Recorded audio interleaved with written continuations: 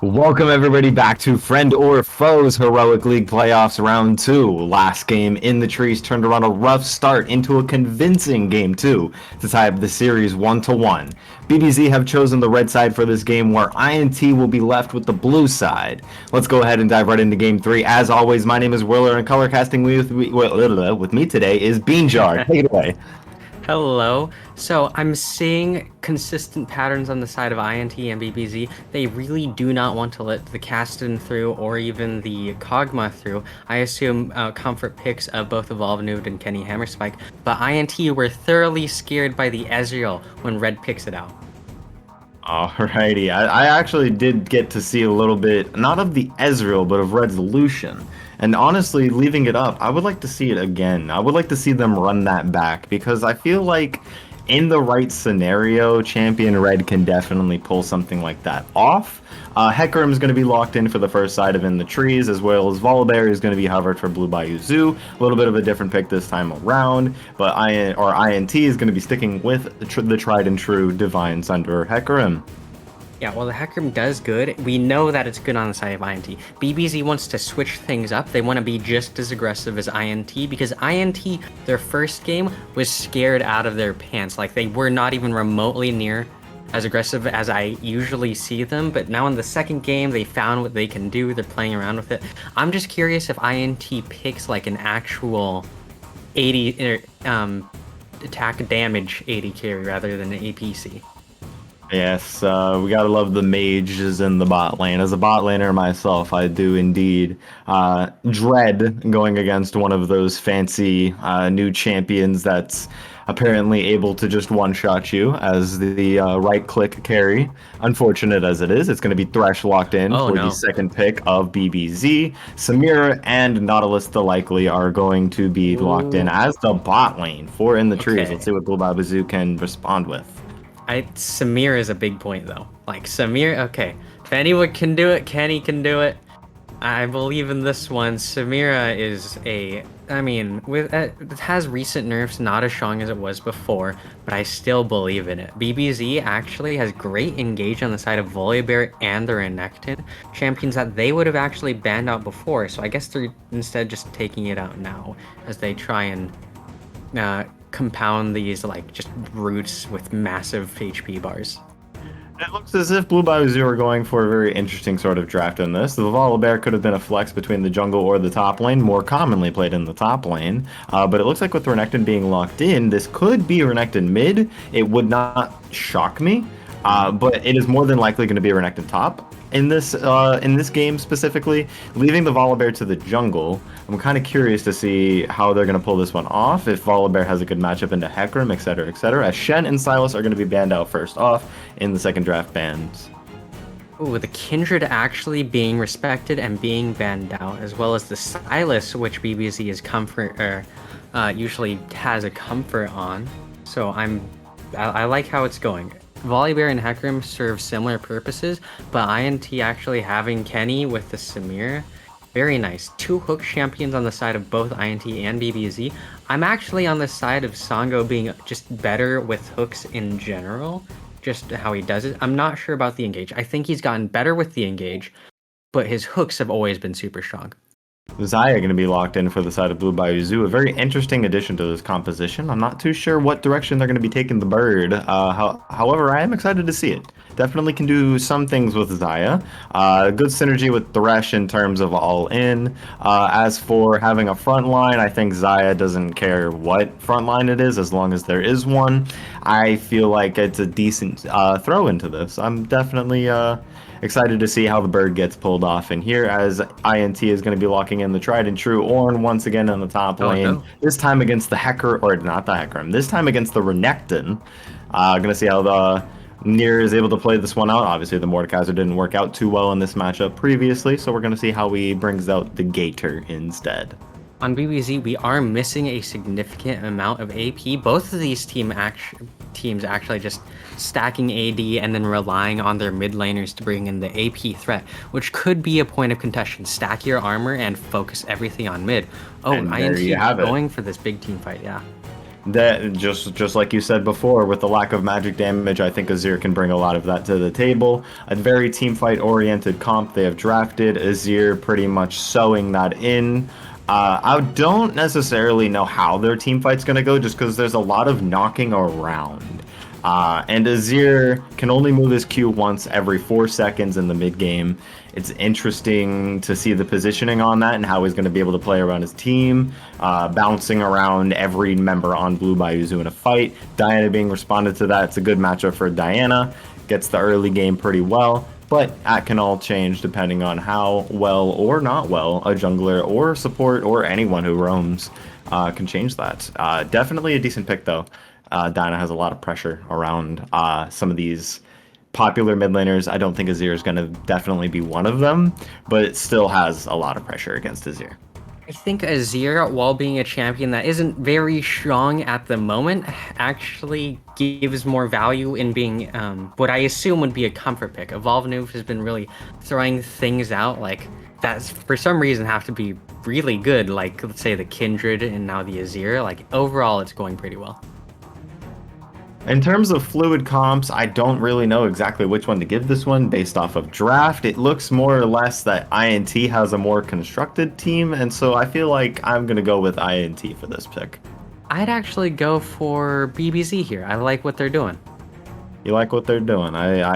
You know what? I can't argue with that. I like what they're doing too, and I can't wait to see how this one unfolds in game number 3. Who's going to break the current tie right now? Who's going to get the lead match point in this series? Best of 5 reminder, as it is looking like a 5 stack in the top side of the bush. Volibear is going to be dancing around a little bit. He Does sees him. spot some out. Is going to be spotted out. Bow Split, I don't think got out of that one unscathed or unspotted, rather, He might as have there is actually a couple seen things Heater's being flops brought out. instead. There could be a hook here. Oh. Good fly from Nautilus to start this Still off. That hit. is actually going to be rooted here. He's going to pop the shield to hopefully survive all of this. Is going to look like he's going to walk out, but the knockup from Orin is going to be enough to take him out. And that's going to be first blood going to He Who Slaps. So He Who Slops, slopping this one up. Yeah, I mean, that's really good value being taken on the side of, well, just really good team play. Like the team fights on the side of INT. I'm sorry, I'm trying to figure out which side is who, mainly for the fact that they switched after playing the same sides for the last 2 games. It seems to be working because they're playing to the advantage of the map. Like they know which crevices of vision that they can have and what works. Absolutely. Nautilus starting off with boots already. Is he going to be walking away from lane at level 3? We'll only find out with time to come. That being said, I think it's a good time to break down the sides and the champions and the people playing said champions. It's going to be Broccoli against Nier in the top lane, respectively. Bow Explode on the Hecarim against BBZ's Dax on the red side. We got Evolve Noob and Lights on the mid lane, respectively. Kenny Hammer Spike and He Who Slaps duoing in the bot lane against Red and Songo. Yeah, I mean, I think on the side, the bot lane stronger on the side of INT. I'm actually more of a fan of Lights with the Diana, just team comp wise. I think it fits really well by countering any engage that the INT might have. And I'm actually more of a fan of Broccoli being able to avoid dying and still get value later on. So it's, well, I give this the lane pressure slightly towards INT. However, team pressure is coin flipped in the air. Blue Bayou Zoo in the bot lane hitting level 2 first, and Songo instantly getting a nice hook onto He Who Slops, forcing him to Spider-Man out, but he does indeed succeed in Spider-Manning on the wall. He does get the halved cooldown and does get out alive. It is actually that was very close, because he did get to half health really quickly, and Kenny Hammerspike had to pop the heal on that one. Definitely good for the side of Blue Bayou Zoo. Not terrible at all. As Nier on the top side is going to be pushing Broccoli in. This is a complete 180 to what we saw in last game with Nier on his own tower side for the remainder of the game. It's going to be Lights jumping on the Evolve Noob, bringing him to half almost instantaneously. Not too much after that though. Both taking TP, not really looking to kill, more or less looking to just farm it out for the mid game, as you should on those champions. Very good team fighting champions, the both of them. Yeah, this is more of this is actually just a pretty neutral state, if I were to say. Like Kenny Hammerspike losing the heal, it's rough early, but later on to the team fight is where most of the edges are earned. So like it'll take a little while, but We'll actually see what are the stronger players later on. Dax spotting himself out, walking through the mid lane, trying to get this crab. Is he going to be able to double crab Hecarim? Hecarim is indeed just entering his own jungle. Don't see it happening too well just because of how fast Volibear is able to do it. He does have access to the smite as well. It might as well be a one and done for the crab, as the smite coming out does indeed solidify that. Good hill coming up from He Who Slots, getting Songo to half. Isn't going to do too much else, as Zaya does get a couple autos on Kenny Hammerspike, and that's going to be the trade in the bot lane. But Volibear is off in the wings. Is he going to be able to get something, as Hecarim is slowly behind him? There's not going to be anything going on in that department. Yeah, popping the Scryer's orb by the Hecarim reveals where he is. If he's not going for a gank, it adds pressure and pushes the Volibear off. If he is going for the gank, then probably never actually go for that Scryer's orb just because it shows where you are. Leave that for maybe the supports or just extra vision maybe onto the dragon here and there. But I don't think that they're doing okay so far. The clear paths are somewhat wonky in which you have to like double back and forth, and it's slightly inefficient even though they're getting pretty good value in what they're doing. Oh Oh no, no. Evolve Noob staying his welcome a little bit too long. Lights seeing the dive, and he's going to take it without even having to burn a summoner. It is very good for Lights, as Evolve Noob did not respect the EQ from the Diana in time and greeted out a little bit of farm. Did have the extra potion. Actually, not too sure if he just bought that. I don't think he did, looking at the order of which his items are in. That being said, either way, it happens. Evolve Noob going to take that L and get back to lane. Yeah, so far I'm really excited for Diana just because I'm expecting like massive combos.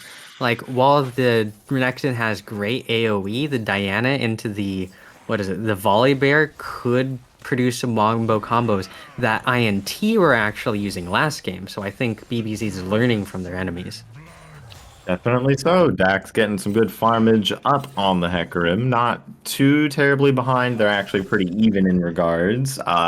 A little bit of CS was given to one of them, given the difference in 2 CS. If you know, a jungle camp will give 4 CS towards per camp cleared. So the fact that there's 2 off means that there has been some minion tax somewhere, and you gotta love to see it. It's probably on the side of Bow Explode, or not Bow Explode, but Dax, if you divide it by 4, and Minion tax see that 40 everywhere. Dax tax is going hard. Brock Lee getting a good trade on Denier, who engaged that. Not too good for him. He is going to have some lifesteal to get himself back into there, but for now, we shall see where that one provides. BBZ has always had good vision, and they're actually having really good vision onto this dragon. Actually, it seems like they're going for Herald, but if they do get an advantage with the Diana being able to roam, maybe a dive onto bot, they have the option for dragon. They actually started the dragon without seeing that there was a blue ward there. It's all right. I think they got this pretty fast. They did push in the bot lane. Samir is not able to roam, but Hecarim is looking like he's Oh, not going to want to take this without a steal? fight. He does have the 6. He's going to take the Steal? point over, but Songo is actually going to be, Oh no. what's it called? Barring him out for long enough for Dax to get the smite, and it's actually going to go over to BBZ, who started it. That's a very, very nice start to this fight, as it is going to be Orin TPing down and getting a double kill almost instantaneously. Bow Explode going to be turning on them, and they're down to 2 members already. Near forced to flash out, and Dax running for his life as well. It's going to be 3 members going down for none, all for a dragon. Was it worth? Probably not worth. However, we have been in the similar situation. Actually, no, just not worth, because this was the same situation we had last time, in which BBZ has the objective but less kills, and INT just runs away with this lead because with this goal, they're able to extend the game into the goal warn items and then just let their carries do the rest of the job. It was a very good fight for in the trees. Very good start to this early game. Up 2,500 gold. Up 3 kills compared to 1, or up 4 kills compared to 1 for the side of in the trees. Definitely very good. Good late engage, I would have to say. Diana unfortunately did get a decent ult to start, but unfortunately it was not enough to turn anything in their direction. This is a reoccurring problem that I think BBZ might have. They're a good team. They play well in macros, but sometimes they kind of overplay it. In some situations, less can mean more. Like if you just sit back and wait for the right opportunity to let your champions scale and then wait for your power spikes and then capitalize on that, you'll have a lot. You'll have a much easier time rather than if you were to play by the dragon timers and like be forced to engage then when you can't and then lose a team fight. Absolutely. Songo going for the call out hook, almost getting it on two. He who slops, he who slops is going to nearly avoid that. Dax in the top lane. Brock Lee is in a sticky situation here. Gets stunned up. Is going to be able to make it out alive with just the E. Has no flash, so he doesn't have to worry about burning it if he doesn't have it. Is going to get out alive. Dax pushing him in. And they're going to be looking to fight this in the river. Lights is in the corner. Bow Explode and Evolve Noob together, but Nier has the push advantage. And there is 3v2 right now. Bow Explode's in a sticky situation. Dax is going to be able to get the stun. Is he going to be able to ulti out? No, he's going to get one shot before Bow Explode is even able to press the R button. He's going to go down. His HP was covered up, but he barely lived for like a second there. That's kind of brutal damage. And it's only 10 minutes into the game. Like Diana doesn't have any significant lead, but if it's already looking like that, I'm really scared for INT here.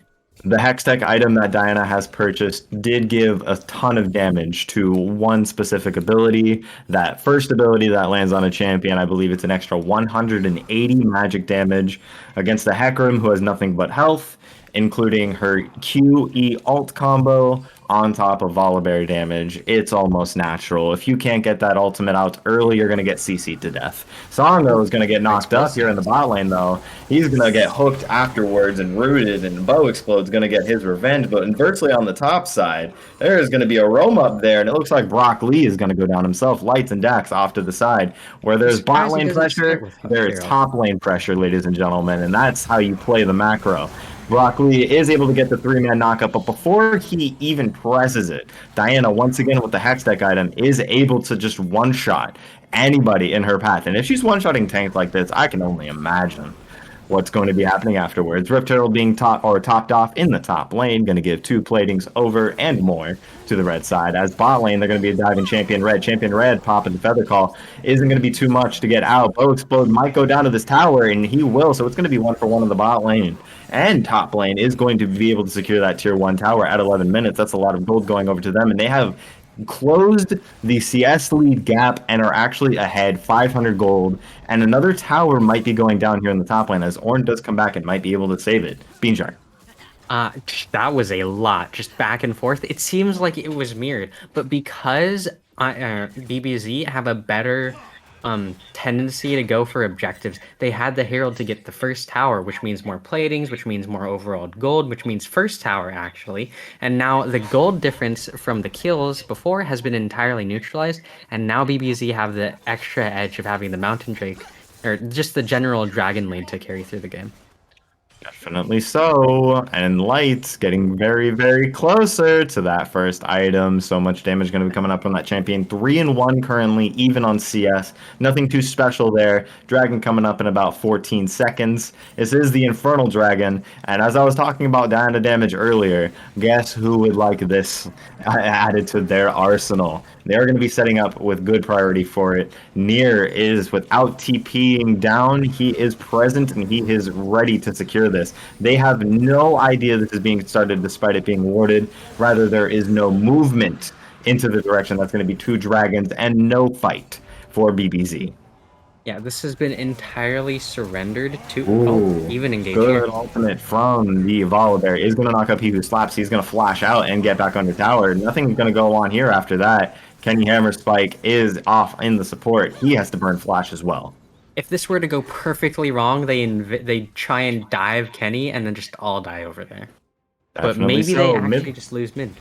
Oh no, Champion Red is going to be getting hooked out. He has flash, but he's not going to be able to use it. He does try to heal out, but it's not going to be enough. Kenny Hammerspike is going to pick up this the duo kill onto Champion Red. And Songo in the mid lane getting a reverse flay. Hecarim jumping in though, gonna knock him backwards. Songo's gonna go down before he can even hit the wall. Good Diana ult is gonna take Bo Explode really low and is gonna take him out, but the Shurima Shuffle is gonna take Lights under tower, burning the flash. Dax jumping in on Evolve Noob. Evolve Noob's gonna go down to the red buff. Brock Lee left to fend this tower for himself. Can he do it? Near Lights and Dax are going to be getting 2 kills out of that for the price of a Songo. Yeah, the gold value gained here, like it seems pretty even. Not too much difference has been made across the maps. Like, still 2 kill lead for INT, whereas you have the 2 dragon lead for BBZ. I'd honestly prefer to be on the side of BBZ. However, I think they need to start trying to funnel even harder into this Diana. The fact that does she have no, okay, she has her first item now at 14 minutes, but earlier in the game, what you could have done is if you have Renekton and Volibear back and let her take not only first tower but what is like 4 platings and get what is essentially 3 more kills worth of gold, and then you just have her take over the entire game. Definitely so, and Diana has picked up the stopwatch. Definitely look out for that. That could be a huge team fight turner with her with the ulti Zanya's combo. Definitely looking forward to seeing what Lights is going to be doing with this one. 4-1-1 so far on the Diana. Is a little bit behind in CS, but that's quite all right. I think the gold is pretty much made up for it. Taking a bunch of top lane platings and kills to go with it. On the side, having 79 CS, I feel like is just adding more gold to what she already has made. And BBZ looking to dive in the pot lane, getting hammer spike things on. Not the bow explode, taking the plant over. Dax is going to be in a sticky situation here, taking the lantern out. He's going to be fine, but Champion Red is actually going to have to bust the ulti and the flash in order to get out of this alive. Brock Lee missing the E charge, and there's going to be 2 TPs coming here in the bot lane. One of them is going to be Diana, and she's going to get the ultimate off immediately and do a bunch of damage into the back line. It's not going to be enough to start too much though, but Diana is going to get a double kill almost instantaneously. Bow Explode does have the charge on him, but the knockup from Lights going to force out the stopwatch to dodge the Shurima ult. Oh my goodness, it's going to be Lights getting 3 kills and going to go down. But definitely, I feel like it's going to be sort of an evenish trade. It's going to be 3-for-1 in the favor of in the trees. But I feel like if you're BBZ, you're not too mad about that. Break it down for me. That's pretty good for that fight. Like getting Lights even more funnel to gold. However, BBZ, yeah, they start like a little bit behind. It's a 4v3. They have to run away. Broccoli misses the headbutt over there. Nier gets great AoE. You have a good setup, but Lights is just too late. If he was to do that a bit earlier, you could still have the support of the rest of your team and have what I would expect is an entire clean wipe. Definitely so. Gonna get knocked up here once again. Zon using perfectly the Azir ult. Isn't gonna be enough to survive though, but does get 1 more kill on Bow Explode. Very, very well played. But the shutdown is gonna go to the bird. And I feel like Azir will take those. Azir getting any free gold to get him into the late game, you just take it. I mean, at this point, he has 1 kill to his lane opponent who has 7. It's going to be significantly dangerous. Oh, no gone. Flash, no ultimate. Champion Red is going to be going down to the Azir and Ornn. Good call out from Ornn. Not respecting the fact that they're still there. Definitely a little bit disrespectful from the auto attack carry, if you ask me. Yeah, this game seems to be just entirely on the shoulders of Lights. Like, you needed earlier to funnel more gold into him and then have him like entirely decimate these fights. However, at this point in the game, you have BBZ who have just Lights. Whereas on the side of INT, you have everyone decently ahead. The hammer spike is actually getting a nice lead, and I'm expecting, if it goes perfect, another pentakill again. Like, Bo actually wants to get ulted on, it seems. Or never mind. He's not gone. respecting the engage from Lights, who is warded over the corner. Jack's coming in for the stun, and Lights coming in for the combo. He's going to be going down almost instantly, and looks like Bow Explode is not having much of an explosion in this game, as the second Rift Herald is started up towards the top side for BBZ. Yeah, Bo is fizzled out. He's died 5 times. In his previous, I feel like he's feeling the power that he had in his last game, but you don't have that gold anymore. This is a new game. Your Hecarim, like, you still have the skill, but you don't have that gold lead of like being 13-1 that you did previously. Absolutely. Second Rift Herald being dropped down. Is it going to be able to get the charge onto this tier 2 or tier 1 mid tower? I I don't don't think it think will so. be. It was very poorly placed, but it is going to stall enough time for them to Oh, get it priority. does. Oh my goodness, almost taking it out. And it gives them the priority on the dragon. They are going to get there first. Are they going to be able to do enough damage before INT Ooh, are Lights is too able to far. try to stop this? They're pulling it out. Don't think they're going to be doing too much here. Champion Red is hitting it. He does have Near, ult, but no flash. Good hook in near, where's your TP? from Huge Slops. Huge Slops going to get knocked up on 2. It's going to be Hecarim jumping on in. Is they're going to one-shot Dax here, and Champion Red is caught out a little bit. Is not going to be able to get out alive on that one, but a good hook from Songo is going to force the flash from Kenny Spike. And inversely, Lights going in for no ultimate just yet on Lights, by the way. Did jump in to try to save that fight, but he is going to get one shot, and it's going to be Bow Explode with the secure onto the Cloud Drake. Break this That down for was me, a Bean Jar. massive threat. Let's look for the Renekton teleport. See where it could have went. Because you had a perfect sandwich point. Like, of course, it was difficult with the Hecarim displacing you for a little bit. But, like, you have the advantage. You can bait out the dragon and get people closer. But you need Lights not to take those 3 melee minions. Like, over here is a good opportunity. Near's way too late. Way too late over here. Only starts TPing now. He could have TP'd closer to the fight as well. Yeah, and Definitely then so. Penny Hammer Spike gets free damage. Yeah. Definitely. He, I believe, does go down here to the Hecarim, or not the Hecarim, the Renekton, but he actually doesn't. He actually gets it alive, which is actually surprising to me. But you know what? Very well played by Kenny Spike on the side. We already Yeah. saw what happened on the other side, and that is going to be a Cloud Drake going into their pockets. Baron's not quite up just yet. No real reason to do anything else other than to hit up the mid tower. Can he hammer Spike? He's challenging this Renekton. He wants to fight. He really does. But they are going to get a mid tower for free after that, and they're going to solid. They're gonna solidify this gold lead up to 3,500. Yeah. The gold lead that Lights would have gotten before has been entirely neutralized. Like, Lights is strong, but at the end of the day, League of Legends is a team game. And the entire side of not BBZ, INT is, like, ahead overall. Like, they have the gold value, they're gonna have the Orin items real soon, they're gonna have the burn damage from the Azir, and the classic damage from the Hecarim that has been shown to be really strong. I think BBZ's response, if they can't figure out how to play against this Hecarim, you kind of just need to ban it at this point. Definitely so. Second game, Hecarim still doing things despite not being as fed as he was in the last game. Still showing some use, definitely so. Not too good of a showing in the early game, but definitely bringing it back in the mid game. Baron up in under the minute. Isn't gonna. I don't think there's gonna be too many pivotal things that are gonna force one very early. We may be looking at maybe a 24-minute Baron in this game. That's gonna be my prediction on that. Don't think too hard about it though. It's going to be a No. mid lane in the bot lane sort of an angle. Dax off to the side with Songo right behind him. Azir's going to have to respect this one, and they are going to look to pressure down this bot tier 1. Get some more towers for themselves, break the tie in terms of towers. But on the top side of the map, it's Bow Explode behind Mir, and they're actually going to be diving in the top lane. Good knock up onto the Renekton, good knock back, and one more for the show, and he's going to be going down. The Gator has been taken out. Steve Irwin rolling in his grave right now. He could not play League of Legends over there. Like, perma CC'd. Oh, perma CC'd here as well. Oh no, Dax is caught out here by the same 3. Flashes Oh, into the wall. Ouchie, that hurt. Bow Explode gonna take that one for free. Good heal from Red to help get Songo out of there. And he will. And it's actually gonna be an early Baron.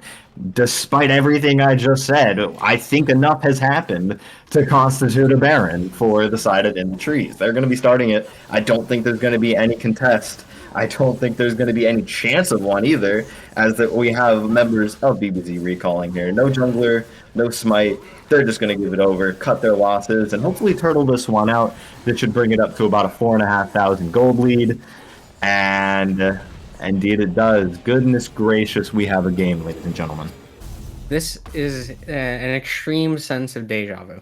This is, like, word for word exactly how the last game played out, where you have 2 dragon leads, and then suddenly the gold lead just comes through and the team fights come through, and then for some reason INT just performs better in these team fights under pressure. And then Kenny gets the free damage because no one focuses him. And then Bo Explode gets focused but still has the Sterex. And then the fight just goes perfectly for INT. I did mention in Champions Select that I did like how INT drafted a very, very constructed team fight for themselves. I did not expect them to be executing it this well. Not perfect by any means. Nobody's perfect. We're all human, but I am definitely liking what I'm seeing from these champions. Yeah, definitely. However, I think the main difference for this game is that I think BBZ has better champions to play into the late game than they did last game. Like they still have a reasonable chance. Like if they can get a decent ult, if you can get Diana not I mean, the split push value is okay if you have For 5 hook. here and you don't actually fight, but it seems they're fighting. I don't think you want to go hook for hook with the Nautilus, who has a whole team behind him as to your Zaya alone. They're going to get blown up instantaneously, and following that will be Dax, who tried to save it. Near, almost dead, is going to have to give up this tower, as Lights is contesting a push into the top lane. Lights is going to be going for this inhib. I don't know if he's going to be able to get it, however, but the mid lane INT are going to be pushing into this inhib as well. It looks like they're going to be trading top for mid, uncontested, and Renekton's just going to get a good push into the mid lane to hopefully drought out those minions. I don't think they can end with what they have, but they're going to actually try to. Team members of BBZ are respawning, and they're looking like they're going to get a Nexus tower, and they're going to take their losses. But a flash reverse play from Songo is going to start up another fight. Good hook as well to stop Ornn from doing anything, and Brock Lee's going to be going down. Kenny Hammer Spike way too far forward for his own good. Dax is walking up, but both going to pop the ghost out of there, and they're going to survive here. Good Shurima Tower coming out from his tier to hopefully slow them down, but I don't think Dax cares whatsoever. A TP from Nier is actually going to, this is going to be a Vault move going down. Good flash to get out, but I don't think it's going to be enough. Stridebreaker does not go forward anymore. That's actually Iron Spike Whip, so it wasn't going to go forward anyway. But Oh, Lights, that is a massive dash. There's going to be picking up the kill onto his ear, getting shut down. 2 shutdowns, 4 Lights, actually. Goodness gracious. 3rd Dragon for BBZ is going to go over uncontested. They stayed there welcome in their base way too long, and they paid the price for it. Yep, back at that team fight, like, okay, Lights probably, if BBZ was gonna go for a fight, probably should have TP'd a bit earlier. Maybe you could actually clear while they're all under tower. That seemed like the perfect ultimate. However, if you don't, okay, they actually went in for a fight. I don't think BBZ understands that sometimes less is more. You don't need to fight that big old fight there. You could actually cut your losses and actually let Lights get that insane gold value. Like he gets the turret and the inhibitor there. And does he get Nexus turret? I don't think he actually gets a Nexus turret. No, he got like But the Nier's response to that was like insanely big brain. Like I rarely see it. Like people actually going to proxy the wave behind just to stop that empowered Baron push. Like of course they got the tower, but if they had an extra set of minions, maybe they could have gotten more. Definitely so. I feel like Nier really popped off with that play. Not too shabby from him, recognizing that they don't have a big wave on themselves currently. There's another one coming, and they have Baron on themselves. Definitely very good call from Nier to clear one of the waves to hopefully get them out of this sticky situation. BBZ capitalizing on that. INT stayed in their base way too long, got a couple of kills, chased them out, and Lights came in with the flank to seal the deal. And he who slops is, I don't know if he actually was able to spot them out, but there is a group in that bush, and he was just one quick step away from They can getting a still get little him. bit of a Go. scare for Aw. himself. He almost got a little bit scared there, I'm not going to lie. No red flashes from the bush indicating that the sweeper has found them. He didn't go close enough, but it didn't even go close enough to get hooked anyway. So it all worked out. They don't want to pick off the support anyway because using stuff on the support, whereas INT would have used nothing there, could have just meant INT could force after they siege this tower. Respectively, Red doing some damage to the tower, hopefully going to get it down. Tier 2 is going to go to BBZ uncontested. There's going to be no fight. It's a little bit quiet here on Summoner's Rift. It's a little unusual considering what we've been seeing this game, but you know, you Yeah, can this always take a breath of fresh air. Yeah, I mean, I'm enjoying this kind of like it feels like a Cold War. Like, will they? Won't they? Like bush camping is honestly like if you have a long game and you don't really aren't really sure how to proceed, sure, why not? You could just bush camp and pray that like someone face checks you and then dies into just your random trap set. Definitely so. Baron coming up in about 28 seconds. It's looking like Blue Bayou Zoo want to take this one for themselves, but in the trees, already starting to look like they're not going to let that happen. They do have TPs on both members of their team, whereas BBZ only have one, and Diana is Wow. already there. Good ulti from Volibear to stop the knockup from even happening. Evolve Noob going to close the distance, and actually, they look like they're going to start this Baron that's coming up right now. With a couple minions in their base, I don't think that was too smart. But here we are. We're here. And let's see what they can do with this pressure that they have used with the Azir TP. It looks like they're backing off, and they're actually going to be giving pressure to Blue Bayou Zoo, who are going to be starting this Baron pretty quickly. Ornn has TP still, is clearing the base. Azir hitting up the blue buff, but Baron's already at half. They don't have too much time here. Bow explode. Looking for the steal here. He does have the ultimate. He's going in, and he's actually going to be able to get it. That's going to be a steal going over to in the trees and a good fight to start. But Bow explode looks like he's going to be going down instantaneously. Half health bars on Blue Bayou Zoo. A good knockup from Ornn. Red is going to be very low. Kenny in the background going to get Red, but is going to go down himself. Near getting a double kill as well. It's going to be in the trees. Looked so good to start, but good front line damage was able, and actually the Diana as well, were able to turn that around. Bean Jar. Okay, yes. So this fight actually played out pretty well for INT until just the very end. Like towards the end, like if you watch Bo gets the steal. He does his job. He just needs to tank. And then Kenny Hammer's Spike needs to be able to get off his altar. Yeah, he gets the steal right there. Very satisfying. Okay, Kenny's getting free stacks right now. He just needs to be able to get off that four-man ultimate. Like, look at how juicy it is. But Sungo respects it. He, like, actually amazing hook there. He stops him before he gets the ult. Because if he gets the ult, the fight goes entirely different there. Absolutely. Diana recognizing that team fight is more than one. Broccoli is only left alive. He's going to be going down to 2 over here, almost taking Dax with him, but Diana's going to be pushing in this wave into the base. Inhib is up again. They're going to take this one rather fast. AP against Towers. You already know how that one goes. This is looking like it's going to be game. Closest timer coming up is going to be Bill Explode in 9 seconds. 9 seconds, Is he going to be able to seconds. contest this? Dax does look like he's 1v3, I don't think he one-shotable. can.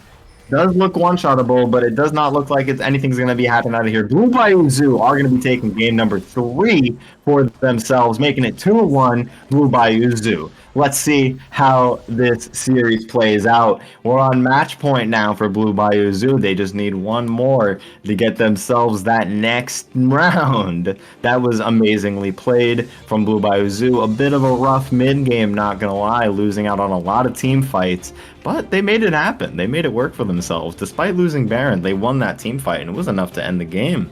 Let's see some damages. And it's looking like... Ooh, lights. As expected, it's going to be Lights taking that damage game by storm. No pun intended, being he has a Volibear. I would have to say I'm very impressed with how I'm seeing these damage charts. Usually you would see nothing but the mid laner and the 80 carry higher up there, but it's actually going to be Volibear and Near, looking like they're going to be carrying a little bit of the damage as well. Whereas on the other side, 4 in the trees, Hecarim and Samira doing lots of damage for his team. Unfortunately, it wasn't enough to pull out a win. They did overstay their welcome, and I feel like that threw a little bit of their lead enough to give Blue Bayou Zoo a bit of an edge. Azir, not a lot of damage that I'd like to see from that champion. However, we did not get to the hyper late game where he shines, so he gets a pass. Unfortunate for in the trees. They are down a game once again. Let's see if they can pull this back in game number 4 and give us a game 5, or if Blue Bayou Zoo are going to just sweep the floor with this one and take their 3-1 in peace. I have no idea how it's going to go. I'm very excited to see how it is going to go. And ladies and gentlemen, we have ourselves a series. Blue Bayou Zoo came to play. Blue Bayou Zoo is not giving up. This was your 4th seed team, and they're looking to take it all in this playoff series. What do you feel like, Beanjar? I'm excited for them. Like they've actually grown significantly. Like before they were okay, but now they're like one of the top teams. They've grown during the course of this series. Definitely so. Definitely so. Very well played from Blue Bayou Zoo. Let's look to see if game number 4 is going to bring just as much excitement, if not more. I don't know if we're ready to go into an intermission quite yet. We are. So let's go ahead and get that one started. We will see you guys for an exciting game number 4 to see if Blue Bayou Zoo are able to take match point and make this series theirs, or if In the Trees is going to make it interesting for us. Don't go anywhere. We'll see you soon.